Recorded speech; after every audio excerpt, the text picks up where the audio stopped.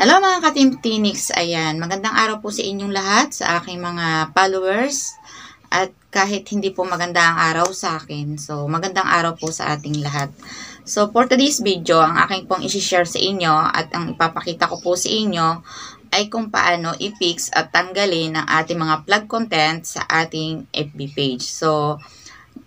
Pero bago po ang lahat ng yon, isi-share ko po muna kung ano yung naging experience ko sa plug content at kung paano ko po tinanggal. So, noong una po kasi, hindi ko po pinapansin yung plug content. So, although madami nagsasabi sa akin at napapanood na hindi pala maganda po yung plug content. Noong una, dinidelete ko lang po pero wala po akong pakialam at concern sa aking plug content. Hindi ko din po alam kung ano po magiging effect sa aking page. Although yung akin pong marami na pong pinagdaanan ng aking FB page. Unang-una po, yung nawalan po ako ng ads sa aking reels. Na although ako po ay napakalaki na po ng aking followers. Nung una po, mabibilis po yung views ko, matataas din po yung views ko. Although nung mga panahong iyon, hindi ko rin po alam kung paano ko po i-work ang aking FB page. So, dumating sa point na nahack po ang aking FB page, pero thanks God kasi nakabalik po sa akin ang FB page. So, for now, hindi ko na po kailangan ikwento pa ng mahaba kasi hindi naman po yun ang topic ko dito. Ang topic ko po sa inyo is paano ko po papakita sa inyo at paano natin mapipix ang ating plug content. So, isi-share ko lang po yung konting experience ko lang at kung ano yung naging pakiramdam ko sa aking plug content. Kahapon, for the second time, nagkaroon po ako ng plug content and napansin ko po yon dahil sa pagbaba lalo ng aking views. Sorry po. Sa aking pagbaba sa akin ng views ulit, mas naging mababa yung views ko sa aking reels. So, doon po, nag-check na po ako ng profile recommendation ko po at nakita ko po na mayroon akong plug content. And then, nawindang ako. Hindi ko alam kung anong gagawin ko. Hindi nag-search ako sa YouTube. And then, ayun na nga, ang ginawa ko. Bali, dalawa po kasi yung na-receive kong plug content today. Ang ginawa ko po doon sa isa is, dinilit ko po siya. Although picture lang naman po siya na in-upload ko. Doon nga po ako na plug content pa rin po ako sa picture. Na in-screenshot ko po, na ang sabi ko po doon is namimiss ko po yung aking mga views noon. Unlike ngayon na talagang sobrang baba po at talagang pulang-pula po ang aking dashboard. So, na-plug content po ako doon. Dinilit ko yun. Wala akong pakialam doon. So, after nun, yun naman pong reels ang na-plug. So, ito ipapakita ko na po sa inyo kung paano ko po tinanggal o ipinix ang aking plug content. Although yung sa akin po kasi isa hindi na importante dahil sa reels naman po naganap o nangyari yung aking plug content na wala naman po akong add-on reels doon. Kaya okay lang po, dinilit ko na po at hindi na po ako mapila. Ang una, gagawin nyo po, pupunta po kayo sa reels at doon nyo po i-delete ang inyong plug content. At dahil na-delete ko na po yung sa akin, ipapakita ko na lang po isang halimbawa ng aking video dito. So, ayan, ikiklik ko po yung isang video yan. Ayan, ikiklik ko po yan. Yung 3 dot po, pipindutin nyo dun sa baba. And then, makikita nyo yung delete kung gusto nyo i-delete. And kung yun naman po gusto nyo mapila yan, something went wrong ang inyong pipindutin. At makikita nyo po dyan sa something went wrong na yan, dyan po kayo maglalagay ng inyong details. Kung paano po, kung kayo po i-apila, ayan, isusulat nyo po.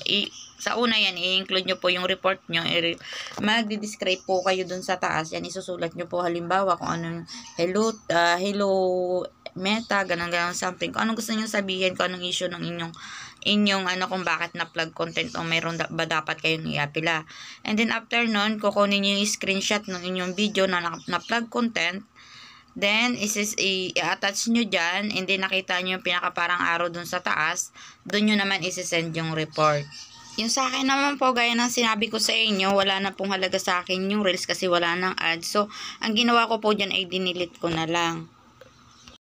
At pagkatapos nyo pong isend o na-click nyo na yung icon sends, punta naman po kayo dito sa inyong profile, and then, punta kayo dyan, and then, baba kayo dyan sa bandang ibaba dyan, and help and support, click nyo yung help and support, and then, check nyo sa support inbox kung ano na po ang hatol sa inyo ni Meta.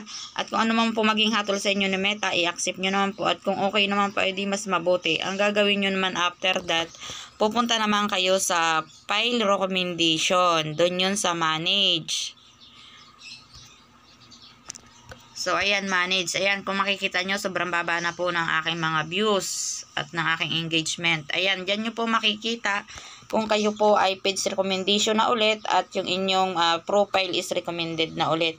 Although yung sa akin, kung makikita nyo po, mayroon din po akong violation. 9 months ago na po yan at na-delete ko na po yan.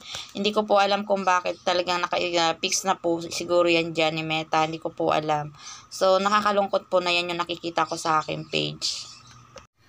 So, ayun lang po ang aking video for today. Ang aking, pwede kong i-share kung paano po matatanggal ang ating mga plug content sa ating mga page. At ang maipapayo ko lang po siguro is maging maging observant pa tayo sa ating ginagawa sa ating page. Although, sa akin po is, yun nga po, hindi ko po alam. Parang feeling ko po nawawala na ako ng pag-asa. Sarili ko yung ginagawa kong motivation, yung personal life ko, kung bakit patuloy pa rin po ako, na minsan ando po yung mga tanong ko, kung kikita pa ba ako. Although alam nyo yan, iniisip nyo din yan dahil sa araw-araw na gumagawa tayo ng mga content na hindi natin alam kung ano, lahat tayo nakakaranas araw-araw kung paano tayo gagawa ng mga content na feeling naman natin sa sarili natin is hindi naman siya violation, although nakaranas din po ako ng copyright, ganon. So, yung aking reels, feeling ko wala na rin pong pag-asa dahil nagkaroon po ng unoriginal content na hindi ko naman po din alam nung mga una, and nagkaroon siya, yun nga, restricted na po ang aking add-on reels. Ang pinagdarasal ko na lang po talaga is hindi, pati yung un-stream ads ko, sana hindi din po mawalan. Pag nawala po yun, lalo po kung tuluyang mawalan ng pag-asa. Pero syempre, for now, laban lang, pag-asa lang, motivation lang para sa ating pamilya.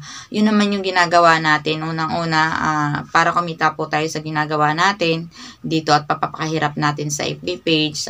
Alam ko na isa din kayo sa nangangarap na minsan iniisip nyo bakit sila ang dali-dali ng views. Nung una kasi hindi ko rin to napipil kasi nung panahong yun, maganda po ang takbo ng aking page, marami din po akong views. Masarap sa pakiramdam na pag-upload mo pa lang, andun na yung makikita mo na nandun na yung 1K views, wala pang 1 hour, naka 1K views ka na. Ngayon po, aminin ko po sa inyo, hirap na hirap po ako sa 500 views. Minsan ilang araw na po hindi po umaangat ang aking views. Dahil po siguro sa nagiging issue ko sa aking FB page, kaya parang nandun na nawawala na po ako ng pag-asa. Aminin ko po yan sa inyo, pero andun pa rin po yung paglaban ko. Especially sa pagpupost ng aking hobby na wala yan, okay lang yan, tuloy mo lang yan. Parang andun pa rin yung pag-asa ko talaga po. So, yun lang po, and sana patuloy pa rin po kayo mag-follow at isupport yung aking page. At sana isang araw, isa rin tayo sa aangat kagaya nila. So, wala naman tayong ginagawang mali at masama sa ating mga sarili, especially sa pag-create natin ng ating mga video at sa pagiging ating isang content creator. Ayan, thank you. Thank you po for watching.